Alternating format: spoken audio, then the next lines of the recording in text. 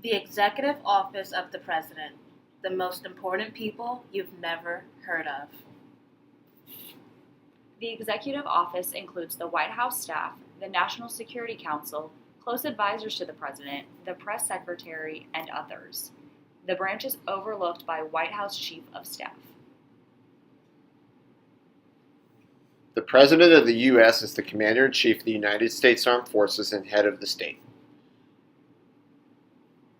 The Executive Office of the President is responsible for advising the President on national security issues, intelligence issues, and briefing the people of the U.S. on the President's actions in the press. Some entities include the Council of Economic Advisors and the Office of Administration.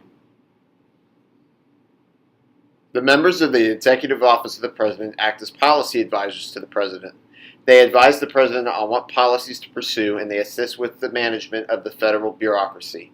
This group includes economic advisors, legislative advisors, along with domestic and foreign policy advisors, among others.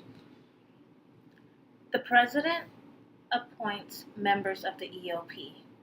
They do not require Senate confirmation because they are advisors without any true operational responsibility.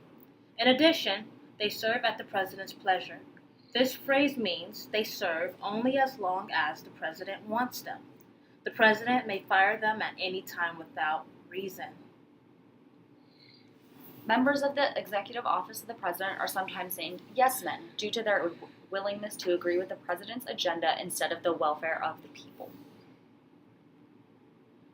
The Chief of Staff is the President's top advisor and manages the other advisors in the West Wing and Eisenhower Executive Office building. It is the Chief of Staff who helps the President plan his schedule and decide where to focus his attention to be most effective in his leadership. Franklin D. Roosevelt created the Executive Office of the President in 1939 through the Reorganization Act passed by Congress. Two key yes men currently serving in the EOP are John Bolton and Mick Mulvaney. John Bolton is appointed as National Security Advisor, while Mick Mulvaney was appointed Director of the Office of Management and Budget. Senior staff within the EOP have the title Assistant to the President, second level have the title Deputy Assistant to the President, and third level staff have the title Special Assistant to the President. The President oftentimes relies mostly on his executive office. These people are completely loyal to him and his agenda and have tied their political success to his.